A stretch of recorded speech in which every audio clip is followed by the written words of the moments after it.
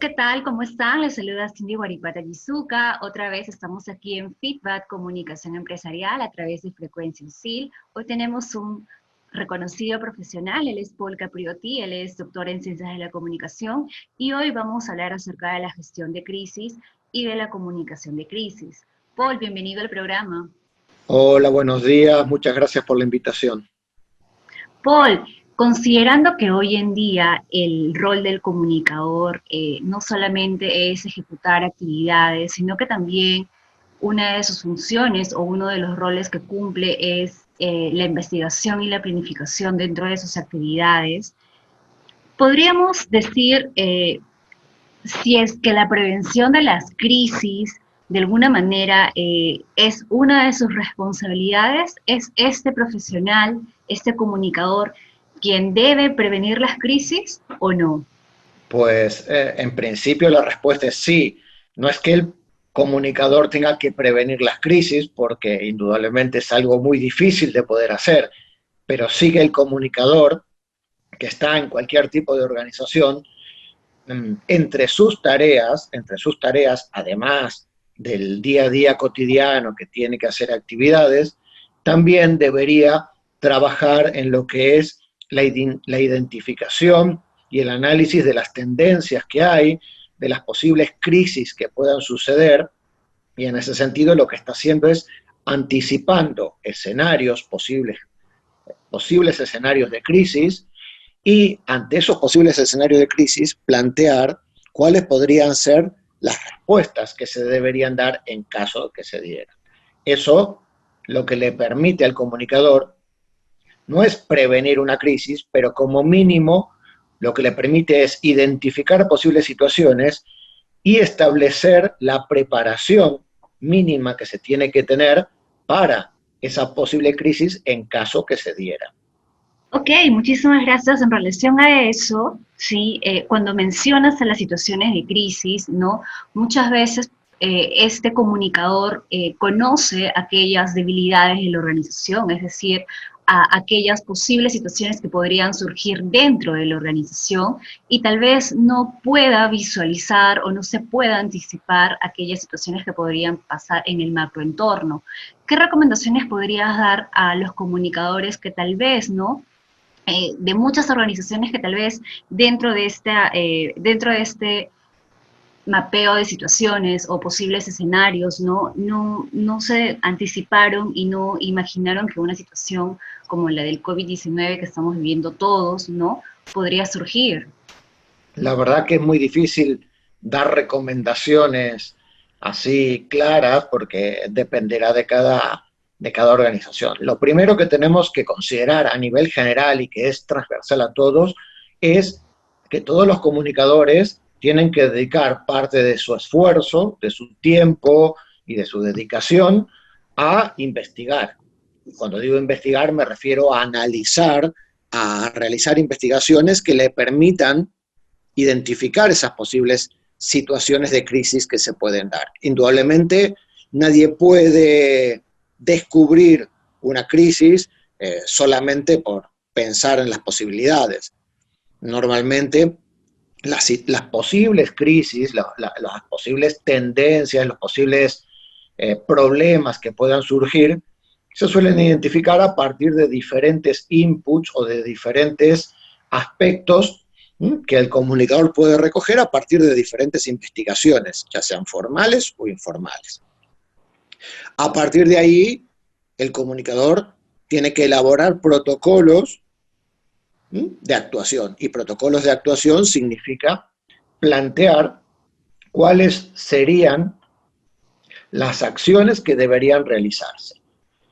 Por una parte, tendrá que hacer acciones específicamente comunicativas, que son las que le corresponden a su área, ¿no? Que tienen que ver con cómo comunicar, de qué manera comunicar, qué mensajes comunicar. Y por otra parte, también está todo lo que es el asesoramiento a la dirección general o a las diferentes áreas de la organización para que esas áreas también puedan preparar sus propios protocolos de actuación.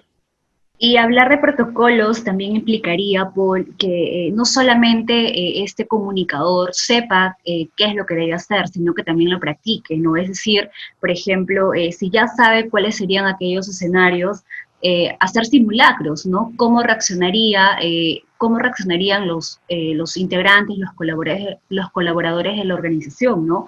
Qué es lo que ellos de alguna manera deberían hacer. Y como acabas de decir, no solamente esta responsabilidad es del área de comunicaciones, porque ellos de alguna manera van a gestionar la comunicación, pero también implica la participación y la responsabilidad y el compromiso de otras áreas, como por ejemplo, ¿no? La conformación del comité de crisis. Así es, indudablemente siempre es conveniente realizar protocolos, es conveniente realizar simulacros de situaciones de crisis para ver cómo se puede actuar. Hay industrias, como por ejemplo la industria química, que realizan protocolos, realizan simulacros de posibles situaciones de crisis. Sin embargo, cuando hablamos de planificar y prepararse para una crisis, más allá del simulacro, de lo que hablamos es de establecer una serie de pautas generales de actuación. Porque la realidad es que una cosa es un simulacro y que uno sabe que eso es un simulacro, y otra cosa es la situación real. Entonces, el simulacro sirve para testear, para valorar diferentes aspectos generales, pero sobre todo los comunicadores lo que tenemos que establecer son pautas generales de actuación. ¿Para qué? Para que cuando se dé, si se llega a dar, porque no tiene por qué darse, una situación crítica que está identificada, podamos tener una serie de pautas generales de cómo tenemos que movernos. La crisis que estamos viviendo actualmente con el coronavirus, lo que nos muestra es el caso muy claro de una crisis que no se preparó de antemano. No estamos, es decir, no estamos diciendo que tenía que haber un protocolo muy estable y perfecto de cómo comportarse.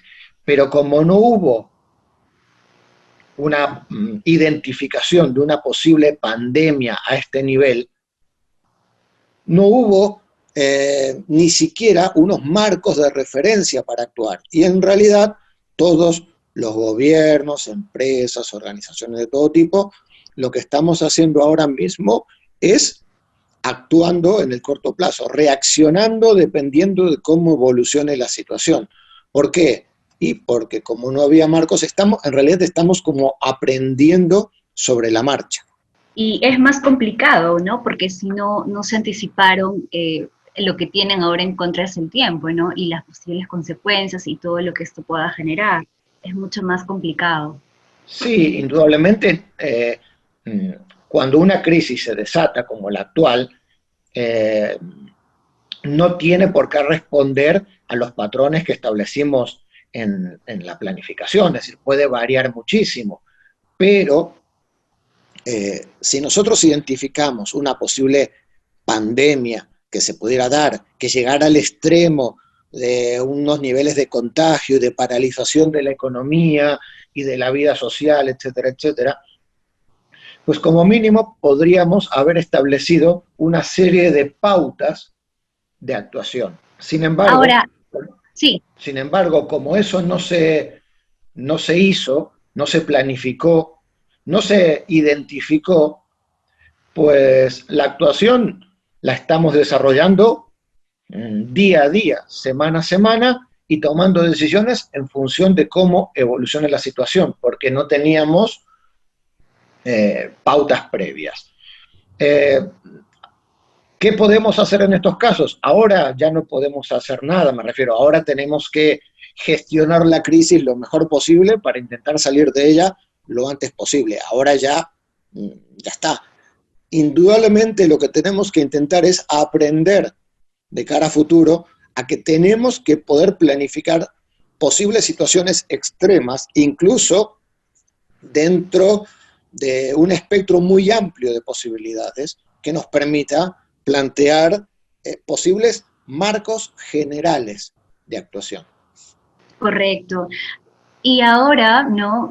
Bueno, no sabemos exactamente cuándo esto pueda acabar, ¿no? Esta pandemia, pero ¿de qué manera nosotros, ¿no? Como comunicadores, podríamos darnos cuenta, ¿sí? Podríamos medir y evaluar el impacto que esto ha generado para las organizaciones a las cuales nosotros representamos, ¿no? Es decir, si bien es cierto, el comunicador tiene que investigar, como has mencionado, ¿no? Cuáles son aquellos posibles escenarios, y no solamente del rubro al cual la organización pertenece, ¿no? Como el ejemplo del coronavirus, que era algo que no se esperaba. También tenemos que actuar sobre lo que se planificó o lo que pueda surgir, ¿no? Porque si bien es cierto, en la elaboración de un manual de crisis uno puede tener todos los posibles escenarios, ¿no? Las acciones, qué va a hacer, en qué momento se va a activar este comité de crisis, pero cuando estas crisis, por ejemplo, terminan, ¿cómo de alguna manera el comunicador, ¿no? ¿Qué acciones debería considerar al momento de evaluar cuál ha sido el impacto que esta crisis ha generado para la organización y, por supuesto, para sus valores intangibles, como lo que es la imagen y la reputación? Pues a nivel de valoración, diría que tú acabas de indicar, ¿no? De qué manera, es decir, qué es lo que se debería medir. Es muy difícil plantear cómo trabajar a posteriori. Lo que sí, volvemos a lo mismo, es decir, en este escenario hay que plantear muy bien esta crisis, cuánto va a impactar a nivel no solo de la organización, sino a nivel de nuestro mercado, de nuestro negocio, de nuestro sector de actividad, y por lo tanto ver diferentes escenarios que se pueden dar, desde un escenario donde haya muy poco cambio y siga todo más o menos igual, luego con pequeñas modificaciones de conducta, etcétera, luego de esta crisis, hasta un posible escenario de cambios radicales a nivel social, de negocio, que puede implicar cambios muy profundos en los negocios en los que estamos. Indudablemente, eso es lo que hay que mirar. A nivel de cómo puede afectar la crisis, tú lo acabas de sugerir recién en tu pregunta, y es una de las cosas que tendremos que valorar es en qué medida la reputación de la organización se ha visto afectada, positiva o negativamente, luego de las circunstancias de la crisis. Y esto de la identidad, de la imagen y la reputación, ¿no? Muchas organizaciones que tienen este comportamiento ético, ¿no? Podrían simplemente echarle la culpa y decir, bueno, yo no estuve preparada para una pandemia, así que tuve que reaccionar así, tuve que despedir a los colaboradores, tuve que darle una respuesta bastante improvisada a mis clientes, por ejemplo, ¿no? Pero vemos que hay otra actitud más responsable de algunas organizaciones que están en la misma situación, que están en la misma condición, pero que de alguna manera tienen otra actitud, ¿no? Entonces, eso de alguna manera también va a sumar a la valoración que cada uno de los públicos de la organización pueda hacer. Entonces, ¿podrías de repente mencionar, Paul, algún ejemplo de alguna organización que tú hayas visto que haya tenido o que tenga hoy en día, ¿no? Un comportamiento responsable con sus públicos a pesar de estar viviendo esta crisis? A ver, yo la verdad que prefiero no dar ejemplos concretos, porque indudablemente los ejemplos que ahora se pueden estar sucediendo aquí en España, quizá esa misma empresa o alguien parecido en Perú no lo está haciendo. Yo te diría, más a nivel general, que lo que tú dices efectivamente está sucediendo. Es decir, hay empresas digamos, ante la crisis están respondiendo esencialmente a proteger su negocio, sea despidiendo gente, sea, bueno, tomando medidas eminentemente de negocio para intentar sobrellevar la crisis, y hay otras organizaciones que están tomando una serie de medidas no solo para proteger su negocio, sino pensando fundamentalmente en proteger lo que es su reputación y proteger lo que es la esencia de la propia entidad. Y quizá entonces no están despidiendo a tanta gente, quizá están tomando una serie de decisiones de participar, ayudando de una determinada manera en la fabricación o en la distribución de productos sanitarios, etc. Algunos estudios que ya se están haciendo, de los cuales yo he leído, están indicando que encuestas que se han hecho a la población ahora mismo, y por lo tanto siempre hay que tomarlo con pinzas, porque indudablemente estamos hablando de algo que se está encuestando ahora, habría que ver dentro de 6 meses qué pasa, ¿no? Claro. Pero algunos estudios que ya se están haciendo ahora están demostrando o están indicando, primero, que los públicos a los que se les pregunta, que normalmente es la opinión pública general, están valorando muy positivamente y contribuyendo mucho a la reputación a aquellas empresas que están teniendo una contribución de tipo social, una preocupación por la comunidad y por los empleados y por la opinión pública, y que por lo tanto están tomando sus decisiones de negocios cuidando el impacto que puedan tener en la opinión pública, en los empleados, en la comunidad, y estas empresas están teniendo una mejor valoración a nivel de reputación que aquellas otras empresas que no están cuidando o no se están preocupando por tomar decisiones en relación con sus públicos. Es decir, algunos estudios incipientes y que se están haciendo ahora parecen demostrar que estas empresas que están teniendo una preocupación por su entorno y por su comunidad, están saliendo mejor paradas a nivel de reputación, están saliendo con la reputación fortalecida en relación con aquellas empresas o instituciones u organizaciones que solo se preocupan por intentar salvar sus números o sus negocios. Y es muy cierto, porque acá en Perú también sucede eso, ¿no? Día a día vamos viendo la verdadera personalidad de las organizaciones, ¿no? Que tienen un interés netamente comercial, ¿no? Y no están pensando a mediano o a largo plazo.